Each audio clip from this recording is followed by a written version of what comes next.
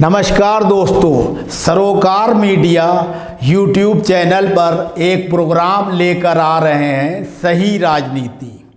इसमें हम ये बताने की कोशिश करेंगे कि लोकतांत्रिक व्यवस्था में राजनीति को कैसा होना चाहिए। एसोसिएशन फॉर डेमोक्रेटिक सोशलिज्म के सेक्रेटरी जनरल प्रोफेसर D.K. गिरी साहब, जिनको अंतर्राष्ट्रीय और राष्ट्रीय स्तर पर संविधान और सरकारों के बारे में गहन अध्ययन कर भारी जानकारी हासिल है, वे बताएंगे कि किस तरीके से लोकतांत्रिक व्यवस्था में सरकारों, राजनीतिक दलों और जनता को अपनी नुमाइंदगी पेश करनी चाहिए और उनके अपने अपने क्या क्या अधिकार हैं। हमारे देश की राजनीति किस दिशा में जा रही है और उसको किस दिशा में वास्तव में होना चाहिए। राजनीति में पक्ष विपक्ष की बात ही नहीं होगी, सिर्फ सही बात होगी। इस प्रोग्राम के माध्यम से जनता को ये बताने का प्रयास किया जाएगा कि हमारे देश में राजनेताओं, सरकार, राजनीतिक दलों और जनता को किस तरीके से अपने लोकतांत्रिक और संवैधानिक अधिकारों का इस्तेमाल करना चाहिए, ताकि देश आगे भी बढ़े और जनता को मान सम्मान के साथ जीवन जीने के सुअवसर प्राप्त हों। आप इस प्रोग्राम पर गहरी नज़र रखें और समय समय पर हमें सुझाव दें। हमारा व्हाट्सएप नंबर है 9540297770। आप हमें अपनी प्रतिक्रियाएं इस पर भेजें। सही राजनीति के इस एपिसोड में हम प्रोफेसर D.K. गिरी से ये जानना चाहेंगे कि अंतर्राष्ट्रीय स्तर पर भारत को अमेरिका, स्वीडन और इंग्लैंड जैसे देशों की स्वायत्त संस्था ने लोकतांत्रिक देश के जो एक सूची बनती है उस सूची से हटा दिया है।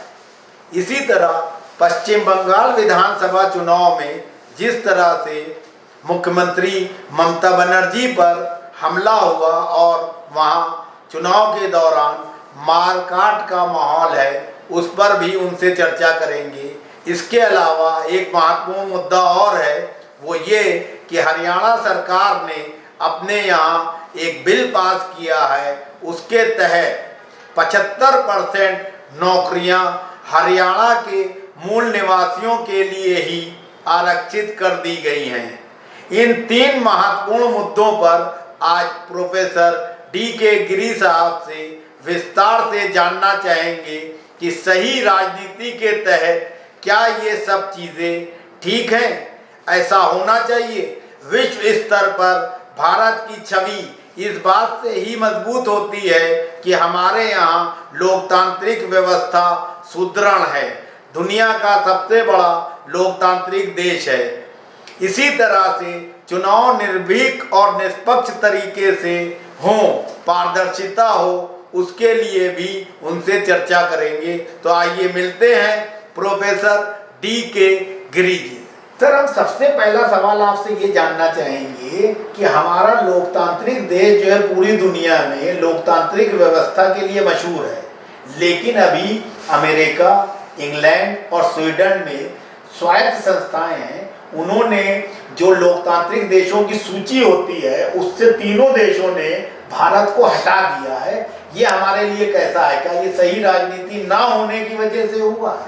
ये सही आपने जिक्र किया। ये तीन मशहूर संस्थाओं ने भारत के ऊपर बड़ा ज़बरदस्त टिप्पणी किया है इन्होंने, और भारत का लोकतंत्र के ऊपर ये क्यों हुआ उस पर आएंगे। लेकिन जो तीनों ने कहा है, एक तो V-Dem करके संस्था है स्वीडन में, गोटेनबर्ग करके एक शहर है, वहाँ पे ये संस्था काम करता है। वो काफ़ी रिसर्च करके डाटा ये लोग संग्रह करके देशों को लोकतांत्रिक मूल्यांकन करके इनको ये बनाते हैं, लिस्ट बनाते हैं।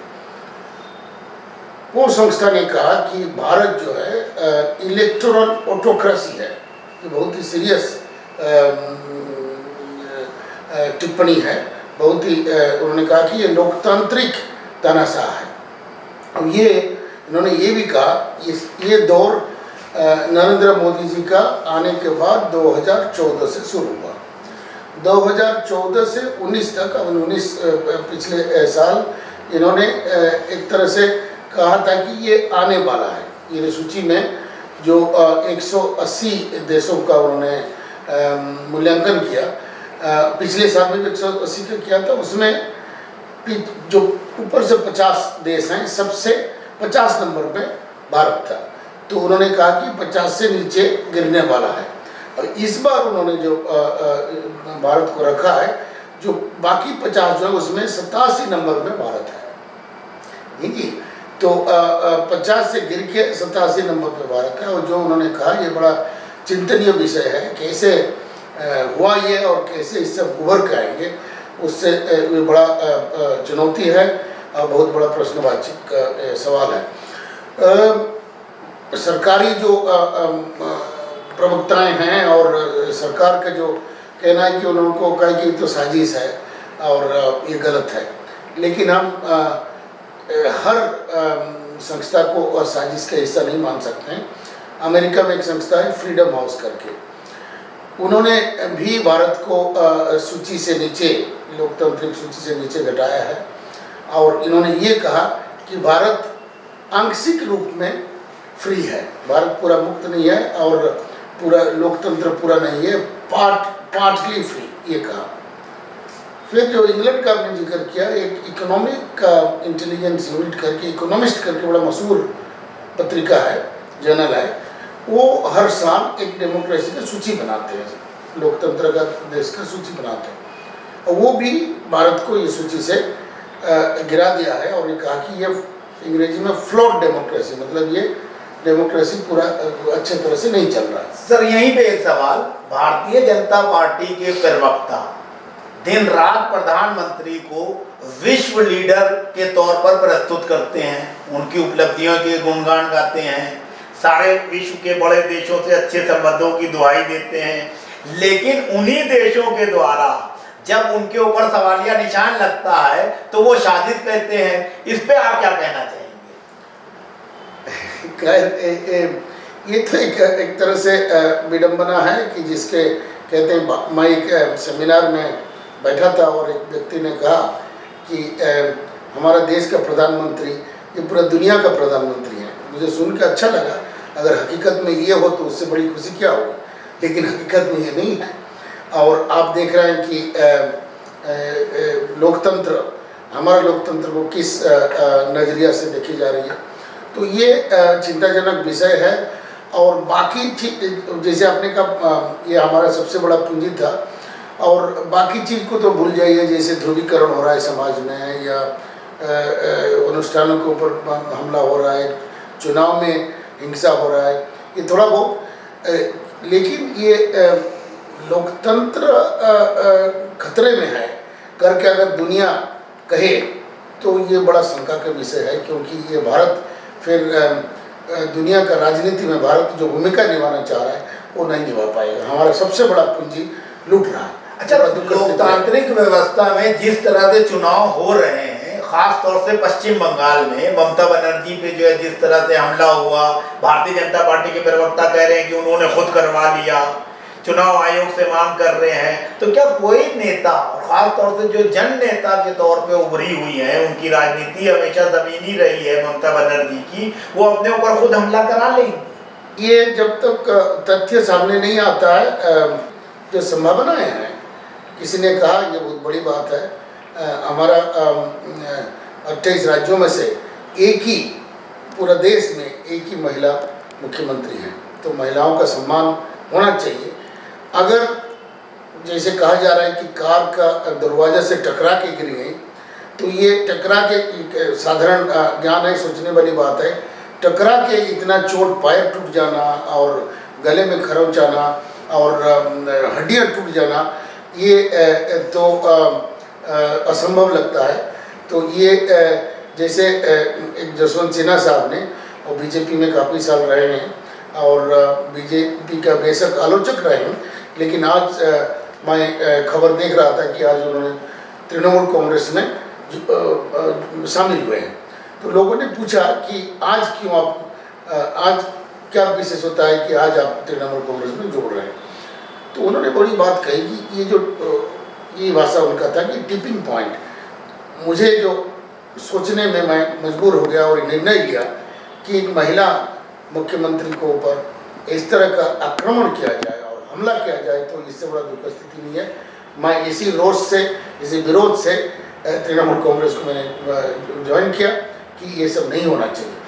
तो मेरे निजी मानना है कि ये नौटंकी जिसको विरोधी कह रहे हैं, बंगाल में विरोधी दल जो है, ये इतना भी एक तरह से जिसको अंग्रेजी में कहते हैं सिनिकल, इतना भी मायूसी नहीं होना चाहिए और इस तरह का लांछन नहीं लगाना चाहिए कि खुद अपना ही पैर तोड़ दें।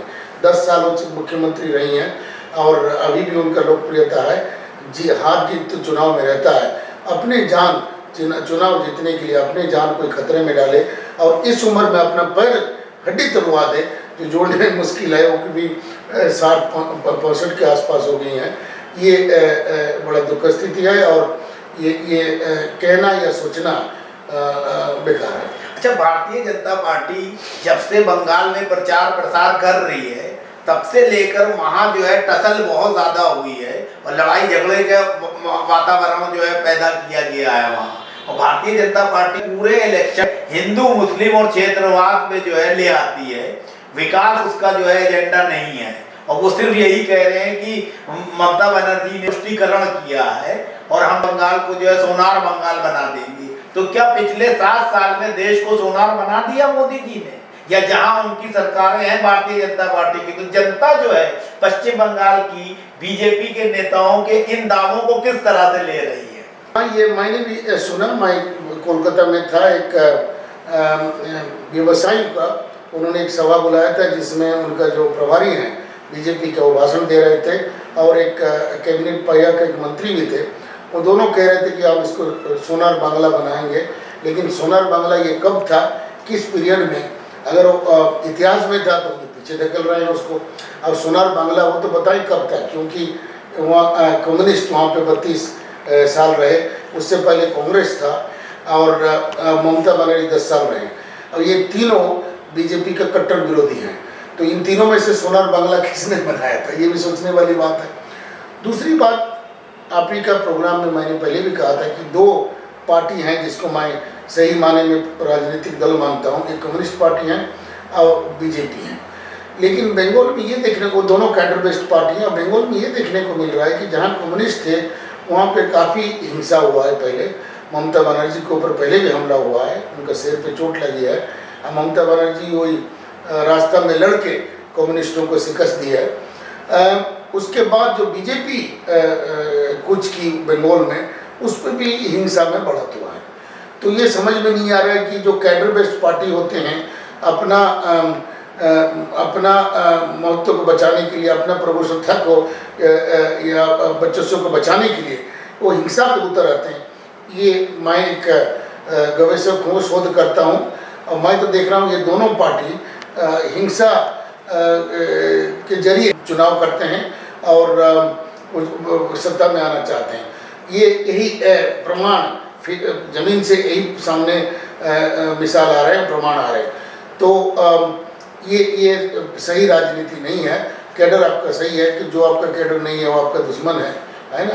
कम्युनिस्टों कहते हैं कि वो क्लास एनिमी है ना, पूंजीवादी है, और भाजपा कहता है कि देशद्रोही है, देश के खिलाफ। ये गलत बात है। अच्छा, पश्चिम बंगाल चुनाव में यशवंत सिन्हा साहब ने जो है तृणमूल कांग्रेस ज्वाइन कर ली है और झारखंड मुक्ति मोर्चा के मुख्यमंत्री झारखंड के हेमंत सोरेन साहब ने भी ममता जी को जो है समर्थन दिया है। तो ममता बनर्जी के पक्ष में बड़े नेता और दल आ रहे हैं, इससे क्या उनकी स्थिति जो है विधानसभा चुनाव पश्चिम बंगाल में मजबूत हो रही है? निश्चित रूप से। आपने 2 का जिक्र किया। उससे पहले आपने सुना होगा कि एनसीपी और राष्ट्रीय जनता दल और ये समाजवादी जनता पार्टी, इन्होंने भी खुलेआम ममता जी का समर्थन किया है, क्योंकि सारे पार्टियां जो आंचलिक दल है, रीजनल पार्टीज हैं, ये सोच रहे हैं कि अगर हम बंगाल जैसे प्रदेश को हम हार गए, क्योंकि बंगाल में लोग पढ़े लिखे हैं, अब ममता बनर्जी भी जैसे कम्युनिस्टों से लड़के आई है, दबंगाई उनमें भी है, वो डरती नहीं है। बचपन से मैं उनकी जीवनी पढ़ी है और बचपन से ही निर्भीक थी। जो छोटी बच्ची थी, कोई गांव में केस हुआ था, कोई गांव में एक बाहुबली के खिलाफ कोर्ट में जाके उनके खिलाफ बयान देने के लिए तैयार नहीं था। उन्होंने कहा कि मैं बयान दूंगी, मैंने देखा है यहाँ पे हिंसा हुआ है। कि जब मैं जो 14-15 साल की थी, तो उनको परिवार ने भी कहा कि तुम ये मत करो, तुम्हारा जान खतरे में आ जाएगा, लेकिन वो डरी नहीं और कोर्ट में और पुलिसों को जाके अपना एविडेंस दी। तो ये ममता बनर्जी हैं। लेकिन बाकी दल भी जो आपने कहा, ये देख रहे हैं कि बंगाल में अगर बीजेपी आ गई और ममता बनर्जी जैसे जुझारू मुख्यमंत्री, महिला मुख्यमंत्री हार जाए, तो जो संस्थाएं अपने नाम बताए, तानाशाह संपूर्ण हो जाएगा हमारे देश में। इसलिए रोकना उनको जरूरी है, क्योंकि बीजेपी विरोधी मुक्त भारत बनाना चाहता है ना। तो वो उससे सब डरे हुए हैं। ये गलत है, राजनीति के हिसाब से विरोधी को समाप्त करना एकदम गलत है। विरोध के बिना राजनीति लोकतंत्र नहीं चल सकता। अच्छा, पश्चिम बंगाल में Bharatiya Janata party, Trinamool Congress, communist party और कांग्रेस, 4 प्रमुख दल चुनाव लड़ रहे हैं। तो क्या इस बार जो है किसी भी दल को पूर्ण बहुमत मिलने की संभावना नहीं रह गई है? जो आंकड़े आए हैं और जो सर्वे हुए हैं, जैसे अमृत बाजार पत्रिका जो ममता जी को ज़्यादा समर्थन नहीं करती है, उन्होंने भी एक सर्वे किया था और उनका सर्वे के हिसाब से उन्होंने कहा कि कम से कम तृणमूल कांग्रेस को 180 सीट मिलने का उम्मीद है। पहला चुनाव में ममता जी 212 सीट, 294 से 212 सीट ली थी। दूसरा चुनाव में उन्होंने 192 सीट ली थी और इस बार घट जाएगा, वो भी मानते हैं 180 सीट, लेकिन उसमें बहुमत 148 सीट में होता है। तो अगर 180 सीट मिलती हो तो सरकार बनाएगी। तो उम्मीद तो ही है, क्योंकि जो जिस तरह से सामाजिक स्थिति है वहाँ पे और डेमोग्राफी है और मुस्लिम समुदाय, तो बीजेपी को कदाचित वोट दे। और मुस्लिम समुदाय बंगाल में सबसे ज़्यादा है, 30%, लगभग 30% किसी प्रदेश में नहीं है। वो ममता जी के साथ खड़े हैं। और मैं आज देख रहा था जो फुरफुरा शरीफ से जो नेता खड़े, उनको प्रार्थी नहीं मिल रहे हैं चुनाव लड़ने के लिए, क्योंकि मुस्लिम समुदाय ने तय किया है कि हम ममता जी के साथ रहेंगे। और ये नौजवान फुरफुरा शरीफ से जो जुड़े हुए हैं, उनको अब्बास सिद्दीकी, उनको समर्थन नहीं मिल रहा है। वो बल्कि कम्युनिस्ट और कांग्रेस के साथ उन्होंने गठबंधन किया है। और मैं किसी अखबार में देख रहा था, उनको प्रार्थी नहीं मिल रहा है, कैंडिडेट नहीं मिल रहा है। तो ये हालत है। सर, एक सवाल पहले सवाल से रिलेटेड है कि विश्व स्तर पर 3 देशों की स्वायत्त संस्थाओं ने जो है भारत को लोकतांत्रिक देशों की सूची में नीचे लाके पटका है, वो वजह क्या है? इसमें उनका कहना है, बल्कि उन्होंने एक रिपोर्ट जो उन्होंने रिपोर्ट बनाई वो लिखा भी है। वो रिपोर्ट का पढ़ेंगे तो उन्होंने स्पष्ट लिखा है कि क्यों वो कह रहे हैं। 2 मुख्य कारण हैं। उनको कहना है कि जो प्रेस है, आपका जैसे चैनल, आप तो सोशल मीडिया हैं, आप स्वतंत्र हैं, आपके ऊपर अंकुश या आपके ऊपर कोई कंट्रोल नहीं है सरकार की, ये गनीमत है। लेकिन मीडिया को जिस तरह सरकार एडवर्टाइजमेंट वगैरह देता है, और मीडिया को जिस तरह से कंट्रोल किया है, ये एक कारण है। मीडिया पूरा दबी हुई है। वो प्रेस जो चौथा स्तंभ होता है प्रजातंत्र की, वो एक कारण है।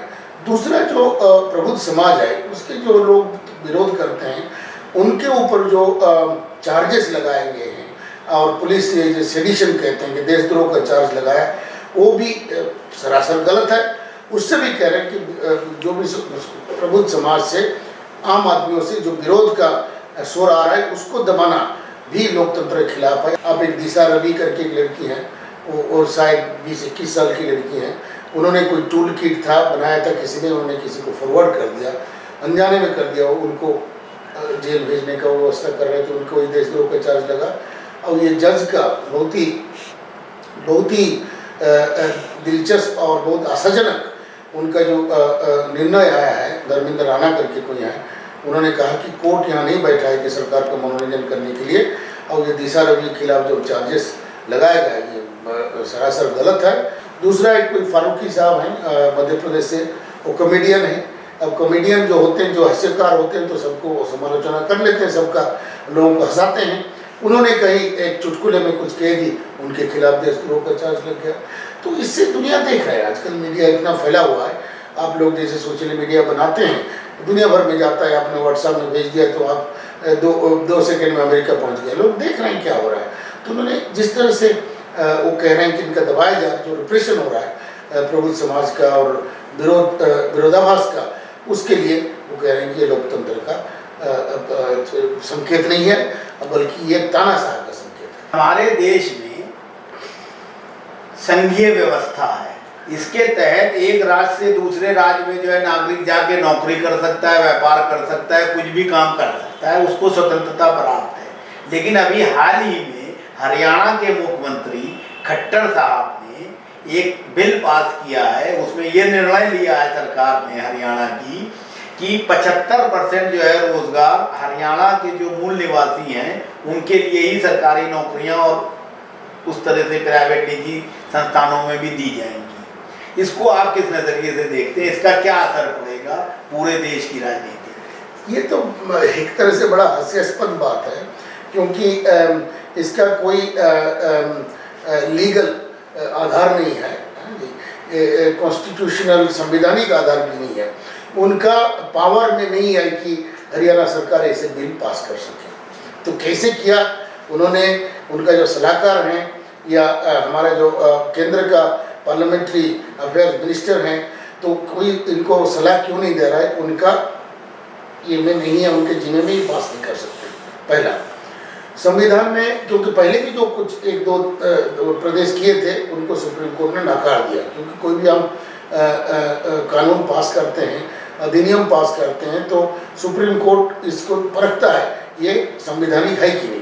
तो आंध्र प्रदेश ने इसे एक लॉ लाया था कि ये असंवैधानिक है, ये मान्यता इसका नहीं हो सकता है।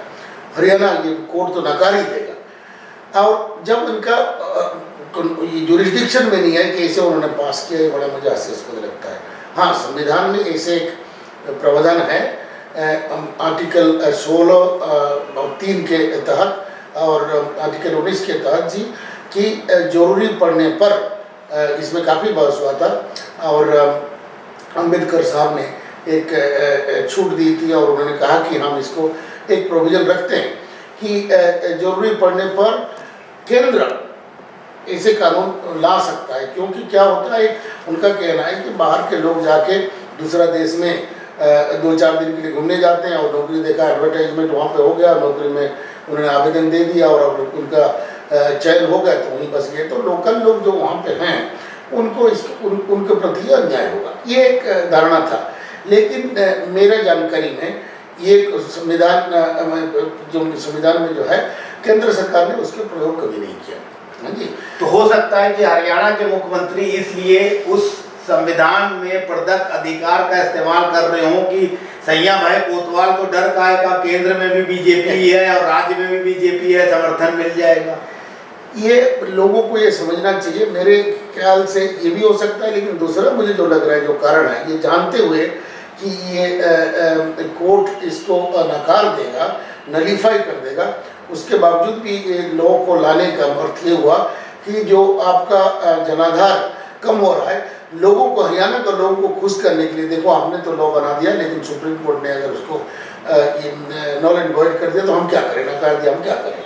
ये उनका है, ये पॉलिटिकल फ़ायदा उठाने के लिए, पॉलिटिकल माइलेज लेने के लिए सब किए हैं। ये जानते हैं शायद कि ये मान्यता उसको सुप्रीम कोर्ट से नहीं मिलेगा। तो इसका मतलब ये है कि राज्यों के द्वारा इस तरह के कोई कानून बनाए जाना नागरिकों को सिर्फ भ्रमित करने के लिए या उनको संतुष्ट करने के लिए ही बना दिए जाते हैं। कानून बनाने वाले शासक या कानून बनाने वाली सरकारें भी ये जानती हैं कि ये आगे टिकेगा नहीं, तो ये तो और खतरनाक है उनकी सेहत के लिए कि जनता को भ्रमित कर रहे हैं। क्या ये सही राजनीति है? ये सही राजनीति कतई नहीं है। अब ये करते हैं लोगों का भ्रमित करने के लिए, लोगों का मन जीतने के लिए। और ये सुप्रीम कोर्ट तो ये कतई उसको समर्थन नहीं देगा। तो इसीलिए इस तरह का कानून लाके लोगों को बरगलाना या लोगों का मन जीतना, इसका प्रयास की जाती है। तो ये सही राजनीति नहीं है। इसको अंग्रेजी में पॉपुलिस्ट राजनीति कहते हैं कि लोगों को बरगला के दूसरे रास्ते में ले लिया जाए और उनको भ्रमित करके कोई काम किया जाए। ये गलत है, और जो चीज़ कानूनन संवैधानिक रूप से गलत है उसको लोगों को दिखाना थोड़ी दिन के लिए सही, जब तक सुप्रीम कोर्ट उसको नकार ना दे, वो गलत है। अच्छा, एक सवाल का जवाब और आप दीजिए कि पश्चिम बंगाल में जिस तरह चुनाव में जो है ज्यादातर विपक्षी पार्टी ममता बनर्जी के समर्थन में आ गई है और बीजेपी को रोकने के लिए प्रयास कर रही है, अगर किसी वजह से बीजेपी नहीं रुकी तो क्या यूपीए का गठन संभावित मुश्किल हो जाएगा, या ममता जीत गई तो बीजेपी की मुश्किलें बढ़ जाएंगी? यूपीए का तो मैं कह नहीं सकता, क्योंकि यूपीए का जो धुरी था वो कांग्रेस पार्टी। अब कांग्रेस पार्टी के जिस तरह से हलचल हो रहा है कांग्रेस पार्टी में, आप अभी जान रहे होंगे, ये ग्रुप G23 बोलते हैं, जो 23 लोगों ने एक पिटीशन दिया था सोनिया जी को, वो अभी भी सक्रिय हैं। और जम्मू में गुलाम नबी आज़ाद साहब का सम्मान में, उनके जो उन्होंने पार्लियामेंट से अवसर लिया, उनका सम्मान में भी एक सभा की थी जिसमें कांग्रेस पार्टी की खूब आलोचना हुआ था। तो कांग्रेस पार्टी एक तरह से विभाजित है, और उनका इन स्पिरिट जिसको कहते हैं वो इकट्ठे नहीं है। तो यूपीए बनना तो मुझे संभव नहीं लग रहा है, परंतु जो ओपोजिशन पार्टी जो है, प्रांतीय दल हैं, ये निश्चित रूप से इकट्ठे आएंगे। और बंगाल में ये देखने को आपको मिल रहा है कि ऑलरेडी वो आ चुके हैं। ठीक है, जब ममता जी हारे या जीते, एक विरोधी दलों का एक गुट बनेगा और भारतीय जनता पार्टी को चुनौती देंगे, क्योंकि अगर वो ना किए तो उनका अस्तित्व देश का तो जो होगा ही होगा लोकतंत्र के हिसाब से। मैं ये नहीं कहता हूँ कि मोदी जी जो भी कर रहे हैं गलत हैं, लेकिन 2-3 चीज़ें जो देश के लिए देश का बदनाम हो रहा है और देश का हनन हो रहा है परंपराओं का, उससे मैं खुद दुखी हूँ। और देश का जो भी होगा, क्योंकि बीजेपी का जो समर्थन करने वाले कहते देश तो बहुत आगे जा रहा है, परंतु ये जो विरोधी दल है वो निश्चित हो जाएंगे जब तक इकट्ठे होके ना लड़ें। ऐसे समय था, भाजपा भी 23 पार्टियों का एक गठबंधन किया था वाजपेयी जी के ज़माने में। आपको याद होगा, उस वक्त ममता जी वाजपेयी जी के मंत्रिमंडल में थे और मिनिस्टर विदाउट पोर्टफोलियो थे। वाजपेयी जी ऐसे एक नेता थे, सबको लेके चलते थे, अनिवार्य। नमस्कार। नमस्कार।